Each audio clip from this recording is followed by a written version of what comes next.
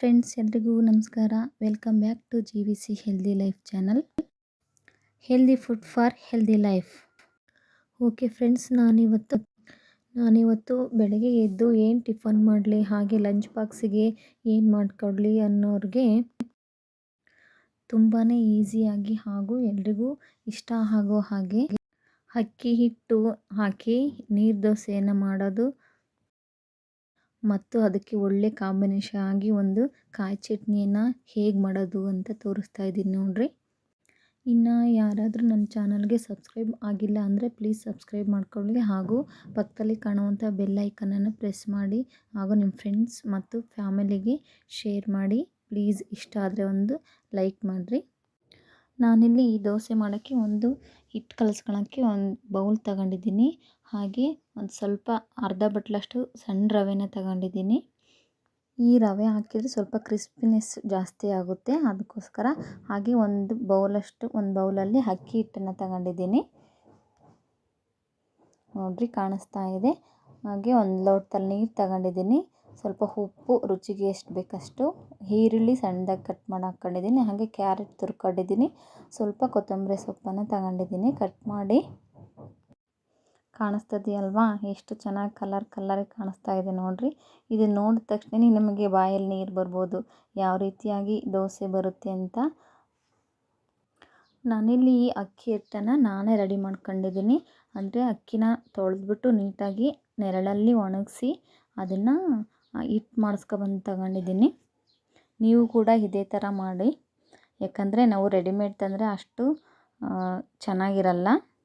So ನಾನು ಇದು mix ಮಾಡ್ಕೊಳ್ಳೋಕ್ಕೆ ಒಂದು ಬೌಲಿಗೆ ಇಟ್ಟು, ಹಾಗೆ ಸಣ್ಣ ರವೆ ತಗೊಂಡಿದ್ದೇನಲ್ಲ ಅದನ್ನು ಹಾಕಿ ಅದ್ರ ಜೊತೆಗೆ ಸ್ವಲ್ಪ ಎಷ್ಟು ಬೇಕಷ್ಟು ರುಚಿಗೆ ಉಪ್ಪನ್ನು ತಗೊಂಡಿದ್ದೀನಿ. ಹಾಗೆ ನಾವು ಕಟ್ ಮಾಡಿಟ್ಟಿದ್ದಂತಹ ಈರುಳ್ಳಿ ಹಾಗೂ ಕೊತ್ತಂಬರಿ ಸೊಪ್ಪು ಮತ್ತು ಕ್ಯಾರೆಟು ಎಲ್ಲನೂ ಹಾಕಿ ಮಿಕ್ಸ್ ಮಾಡ್ಕೋಬೇಕು. ನೀವು ಇದ್ರ ಜೊತೆಗೆ ಸ್ವಲ್ಪ ಗೋಧಿ ಹಿಟ್ಟನ್ನು ತಗೊಂಡ್ರೂ ಚೆನ್ನಾಗಿರುತ್ತೆ, ಸ್ಮೂತಾಗಿ ಬರ್ತವೆ ದೋಸೆಗಳು. ಹಾಗೆ ಇವನ್ನೆಲ್ಲದನ್ನು ನೀಟಾಗಿ ಹೊಂದ್ಕೊಳ್ಳೋ ಹಾಗೆ ನಾವು ಮಿಕ್ಸ್ ಮಾಡ್ಕೋಬೇಕಾಗುತ್ತೆ. ಈ ಮಿಕ್ಸ್ ಮಾಡ್ಕೊಂಡಾದ್ಮೇಲೆ ನಮಗೆ ಎಷ್ಟು ಬೇಕು ಅಷ್ಟನ್ನು ನೀರು ಹಾಕ್ಕೋಬೇಕು. ಅಂದರೆ ಮೊದಲು ಸ್ವಲ್ಪನೇ ನೀರು ಹಾಕ್ಕೋಬೇಕು, ಆಮೇಲೆ ನಮಗೆ ಎಷ್ಟು ಬೇಕು ಅಷ್ಟು ನೋಡ್ಕೊಂಡು ಹಾಕ್ಕೋಬೇಕು. ಇಲ್ಲಾಂದರೆ ಇದು ಗಂಟಾಗೋ ಸಾಧ್ಯತೆ ಜಾಸ್ತಿ ಇರುತ್ತೆ. ಆ ಕಾರಣದಿಂದ ಇಲ್ಲಿ ಎಲ್ಲ ಹಿಟ್ಟಿನೊಂದಿಗೆ ಎಲ್ಲ ಬೆರೆತ್ಬಿಟ್ಟು ನೀಟಾಗಿ ಮಿಕ್ಸ್ ಆಗ್ತಾಯಿತ್ತು ನೋಡಿರಿ. ಈ ರೀತಿಯಾಗಿ ನಾವು ಕಲಿಸ್ಕೋಬೇಕಾಗುತ್ತೆ. ಓಕೆ, ಈ ರೀತಿ ಕಲಿಸ್ಕೊಂಡಾದ್ಮೇಲೆ ನಾವು ಸ್ವಲ್ಪನೇ ಎಷ್ಟು ನೋಡ್ಕೊಂಡು ನಾವು ನೀರು ಹಾಕ್ಕೋಬೇಕು. ಈ ಒಂದು ಹಿಟ್ಟಿಗೆ ನಾನು 2.5 ಲೋಟದಷ್ಟು ನೀರು ಹಾಕ್ಕೊಂಡಿದ್ದೀನಿ. ನೀವು ಎಷ್ಟು ತಗೊಳ್ತೀರೋ ಆ ಹಿಟ್ಟಿನ ಮೇಲೆ ನೀವು ನೀರು ಹಾಕ್ಕೋಬೇಕಾಗುತ್ತೆ. ಫಸ್ಟು ಸ್ವಲ್ಪನೇ ನೀರು ಹಾಕ್ಕೊಂಡು ಗಂಟಿಲ್ದಂಗೆ ನೀಟಾಗಿ ಕಲಿಸ್ಕೋಬೇಕು. ಆಮೇಲೆ ನಮಗೆ ಎಷ್ಟು ಬೇಕಷ್ಟು ನೋಡ್ಕೊಂಡು ಕಲಿಸ್ಕೋಬೇಕಾಗುತ್ತೆ. ನೀರು ಜಾಸ್ತಿ ಆದರೆ ದೋಸೆಗಳು ಕೆಲವೊಂದು ಸಲ ಬರೋದೇ ಇಲ್ಲ. ಸೊ ಆ ಕಾರಣದಿಂದಾಗಿ ನಾವು ನೀಟಾಗಿ ನೋಡ್ಕೊಂಡು ಒಂದು ನೀರನ್ನು ಹಾಕ್ಕೊಂಡು ಕಲಿಸ್ಕೋಬೇಕು. ತೀರಾ ತೆಳುನೂ ಆಗಬಾರ್ದು, ಹಿಟ್ಟು ತೀರಾ ಗಟ್ಟಿನೂ ಇರಬಾರ್ದು, ನೋಡ್ಕೊಂಡು ಕಲಿಸ್ಕೋಬೇಕು ನಾವು. ಈ ಒಂದು ದೋಸೆ ಹಿಟ್ಟನ್ನು ಕಲಿಸ್ಕೊಳ್ಳೋದ್ರ ಮೇಲೆ ಡಿಪೆಂಡ್ ಆಗುತ್ತೆ. ನಾವು ಯಾವ ರೀತಿಯಾಗಿ ಕಲಿಸ್ಕೊಳ್ತೀವೋ ಆ ರೀತಿಯಾಗಿ ದೋಸೆ ಬರುತ್ತೆ ನೋಡಿರಿ. ಇಲ್ಲಿ ಕಲಿಸ್ಕೊಂಡಿದ್ದೀನಿ. ಈ ಲೋಟದಲ್ಲಿ ಈ ಥರ ಹಾಕಿದ್ಮೇಲೆ ಹಂಗೆ ಕೆಳಗೆ ಬೀಳಬೇಕು, ಅಷ್ಟು ಕನ್ಸಿಸ್ಟೆನ್ಸಿಯಲ್ಲಿ ಇದ್ದರೆ ಸಾಕು ನಮಗೆ. ಹಿಟ್ಟು ದೋಸೆ ಆರಾಮಾಗಿ ಹಾಕ್ಬೋದು. ಹಾಗೆ ಇದನ್ನು ಮುಚ್ಚಿ ಒಂದು 10 ನಿಮಿಷ ನಾವು ಎತ್ತಿಟ್ಟು ಸ್ವಲ್ಪ ಹಿಟ್ಟು ನೆಂದ್ಕೊಳ್ಳೋಕ್ಕೆ ಬಿಡಬೇಕು. ಸಡನ್ನಾಗಿ ಹಾಕಿದರೆ ದೋಸೆ ಅಷ್ಟು ನೀಟಾಗಿ ಬರಲ್ಲ, ಸ್ವಲ್ಪ ಕಿತ್ತೋಗ್ಬಿಡ್ತವೆ. ಸೊ ಹುಷಾರಾಗಿ ಮಾಡಬೇಕಾಗುತ್ತೆ. ಹಾಗೆ ಈ ದೋಸೆಗೆ ಕಾಯಿ ಚಟ್ನಿ ಸ್ವಲ್ಪ ಶೇಂಗಾ ಬೀಜನೂ ತಗೊಂಡಿದ್ದೀನಿ. ಒಂದು ಬೌಲಲ್ಲಿ ಕಾಯಿ ತುರ್ಕೊಂಡಿದ್ದೀನಿ. ಹಾಗೆ ಈರುಳ್ಳಿ, ಬೆಳ್ಳುಳ್ಳಿ, ಶೇಂಗಾ ಹುರ್ಕೊಂಡು ಇಟ್ಕೊಂಡಿದ್ದೀನಿ. ಒಂದು 3 ಮೆಣಸಿನ್ಕಾಯಿ ತಗೊಂಡಿದ್ದೀನಿ ಹುರಿದಿರೋದು. ಹಾಗೆ ಸ್ವಲ್ಪ ಉಪ್ಪು, ಸ್ವಲ್ಪ ಹುಣಸೆಹಣ್ಣು, ಕೊತ್ತಂಬರಿ ಸೊಪ್ಪು ತಗೊಂಡಿದ್ದೀನಿ. ಇದನ್ನು ನಾವು ಮಿಕ್ಸಿಗೆ ಹಾಕ್ಬಿಟ್ಟು ರುಬ್ಕೋಬೇಕು.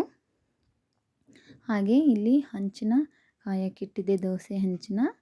ಅಂದರೆ ನಾನು ಇಲ್ಲಿ ಐರನ್ ತವ ತಗೊಂಡಿದ್ದೀನಿ. ಯಾಕಂದರೆ ತುಂಬ ಆರೋಗ್ಯಕ್ಕೆ ಒಳ್ಳೆಯದು. ಹಾಗೆ ಇದು ಟೇಸ್ಟು ತುಂಬಾ ಚೆನ್ನಾಗಿರುತ್ತೆ. ನೀವು ಯಾರಾದರೂ ಎಕ್ಸ್ಪೀರಿಯೆನ್ಸ್ ಮಾಡಿಲ್ಲ ಅಂದರೆ ಒಂದು ಸಲ ಮಾಡಿ ನೋಡಿ. ನಾನಂತೂ ನಾನ್ ಸ್ಟಿಕ್ ಬಳಸೋದು 90% ತುಂಬಾ ಕಡಿಮೆ, ಬಳಸೋದೇ ಇಲ್ಲ. ಈ ರೀತಿಯಾಗಿ ನಾವು ಸ್ವಲ್ಪ ಹಂಚು ಕಾಯಕ್ಕೆ ಬಿಡಬೇಕು.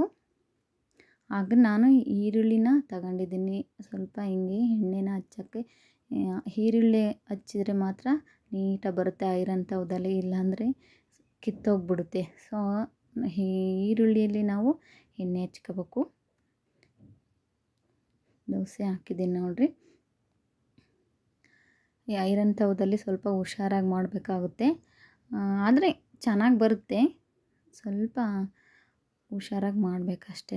ಬಟ್ ನಾನು ನಾನ್ ಸ್ಟಿಕ್ ಬಳಸಲ್ಲ, ನೀವು ಕೂಡ ಬಳಸ್ಬಿಡ್ರಿ ಅಂತ ಹೇಳ್ತೀನಿ. ಯಾಕಂದರೆ ಇವಾಗಿನ ಕಾಲದಲ್ಲಿ ಆರೋಗ್ಯನೇ ತುಂಬ ಮುಖ್ಯ ಆಗುತ್ತೆ. ನಾವು ಎಷ್ಟೇ ದುಡ್ಡು ದುಡ್ಕೊಂಡ್ರೂ ಆರೋಗ್ಯ ಕೊಂಡ್ಕೊಳಕ್ಕಾಗಲ್ಲ. ಸೊ ಒಂದೊಂದು ಟೈಮಲ್ಲಿ ದುಡ್ಡು ಮುಂದಕ್ಕೆ ಇಟ್ಕೊಂಡು ಆರೋಗ್ಯ ಚೆನ್ನಾಗಿಲ್ಲ, ಆರೋಗ್ಯ ಬೇಕಂದರೆ ಯಾರೂ ಸಹ ಕೊಡೋಕ್ಕಾಗಲ್ಲ. ಆದ್ದರಿಂದ ನಾನ್ ಸ್ಟಿಕ್ಕನ್ನು ತುಂಬಾ ಕಡಿಮೆ ಮಾಡಿ. ಬಟ್ ಈ ಐರನ್ ತವದಲ್ಲಿ ಬರುತ್ತೆ, ಒಂದು ಸ್ವಲ್ಪ ಹಿಂಗಾಗುತ್ತೆ ಅಷ್ಟೇ, ನೀಟಾಗಿ ಬರಲ್ಲ.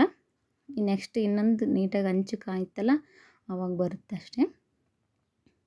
ಇನ್ನೊಂದು ನೀಟಾಗಿ ಬಂದೈತೆ ನೋಡಿರಿ. ಇದು ಫಸ್ಟ್ ಹಾಕಿದ್ದು ದೋಸೆ. ಟೇಸ್ಟ್ ವೈಸ್ ಮಾತ್ರ ತುಂಬಾ ಚೆನ್ನಾಗಿರುತ್ತೆ. ಫಸ್ಟ್ ನೀವು ಯಾರಾದ್ರೂ ಈ ಥರ ಮಾಡಿಲ್ಲ ಅಂದರೆ ಮಾಡಿ ನೋಡಿ, ಆರಾಮಾಗಿ ಬರುತ್ತೆ. ಬಟ್ ಈರುಳ್ಳಿಯಲ್ಲೇ ನಾವು ತಿಕ್ಕಬೇಕಾಗುತ್ತೆ, ಬೇರೆದೇನು ಹಾಕಿದ್ರೂ ಅಷ್ಟು ನೀಟಾಗಿ ಬರಲ್ಲ ಅಂತ ನನ್ನ ಅನಿಸಿಕೆ. ನಾನು ಟ್ರೈ ಮಾಡಿದ್ದೀನಿ, ಬಟ್ ಈರುಳ್ಳಿಗೆ 100% ಬರುತ್ತೆ. 100% ಈರುಳ್ಳಿಲಿ ಈ ರೀತಿ ಮಾಡಿದರೆ ಮಾತ್ರ ನೀಟಾಗಿ ಐರನ್ ತವದಲ್ಲಿ ದೋಸೆ ಬಂದೇ ಬರುತ್ತೆ. ನೀವು ರಾಗಿ ದೋಸೆ ಹಾಕಿದರೂ ಸಹ ಬರುತ್ತೆ, ಅಕ್ಕಿ ಹಿಟ್ಟಿನಲ್ಲಿ ಮಾಡಿದರೂ ಸಹ ಬರುತ್ತೆ. ನಾನು ಮಾಡ್ತಿರೋದು ಅದೇ ಐರನ್ ತವದಲ್ಲೇ, ನೋಡ್ತಾಯಿರ್ರಿ. ಹಾಗೆ ಹಂಚು ಕಾದಿದೆ, ಇನ್ನೊಂದು ದೋಸೆ ಹಾಕ್ತಾಯಿದ್ದೀನಿ. ನಾನು ಸ್ವಲ್ಪ ಸಣ್ಣದಾಗಿ ಹಾಕ್ಕೊಂಡಿದ್ದೀನಿ ದೋಸೆನ. ಇದು ಈರುಳ್ಳಿ, ಕೊತ್ತಂಬರಿ ಸೊಪ್ಪು, ಕ್ಯಾರೆಟು ಎಲ್ಲ ಮಿಕ್ಸ್ ಮಾಡಿರೋದ್ರಿಂದ ತುಂಬಾ ಟೇಸ್ಟಿಗಂತೂ ಭಾಳ ಚೆನ್ನಾಗಿರುತ್ತೆ. ಸಣ್ಣ ಮಕ್ಕಳಂತೂ ಭಾಳ ಇಷ್ಟಪಟ್ಟು ತಿಂತಾರೆ. ಕಲರ್ಫುಲ್ಲಾಗೂ ಸಹ ಇರುತ್ತೆ. ನಾವು ದೊಡ್ಡವರು ಸಹ ತಿನ್ಬೋದು, ಹಾಗೆ ಲಂಚ್ ಬಾಕ್ಸಿಗೂ ಸಹ ತಗೊಂಡೋಗ್ಬೋದು. ಇದ್ರ ಜೊತೆಗೆ ನಾನು ಮಾಡಿರೋಂತಹ ಚಟ್ನಿನ ಮಾಡಿಬಿಡ್ರಿ, ಕಾಯಿ ಚಟ್ನಿನ ಶೇಂಗಾ ಬೀಜ ಹಾಕಿ ತುಂಬಾ ಭಾಳ ಚೆನ್ನಾಗಿರುತ್ತೆ. ನೀವು ಒಂದು ಸಲ ಮಾಡಿ ನೋಡಿರಿ. ಆಲ್ಮೋಸ್ಟ್ ಎಲ್ಲರೂ ತಿಂದಿರ್ತೀರ ಅಂದ್ಕೊಂಡಿನಿ ನಾನು.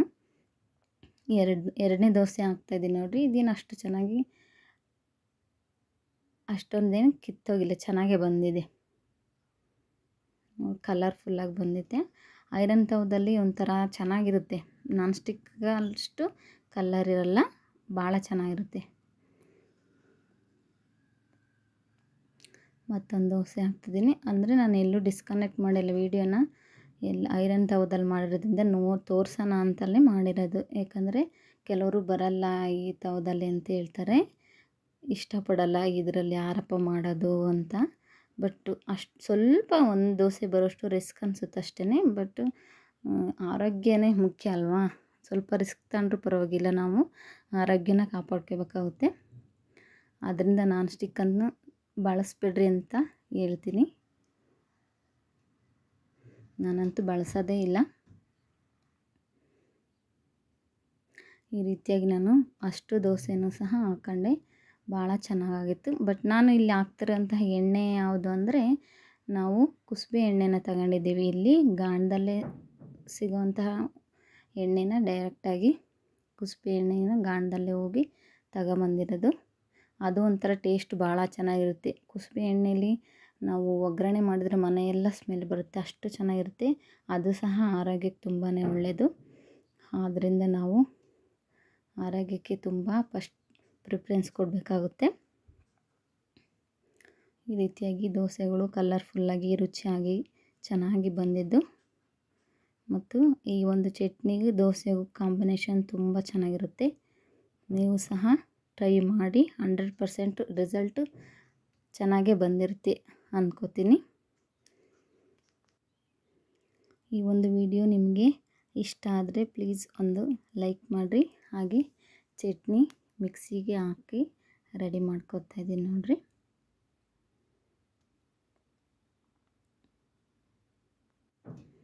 ದೋಸೆ ಮತ್ತು ಚಟ್ನಿನ ಮಾಡಾಯಿತು. ನಾವು ಕೂಡ ತಿಂದಾಯಿತು.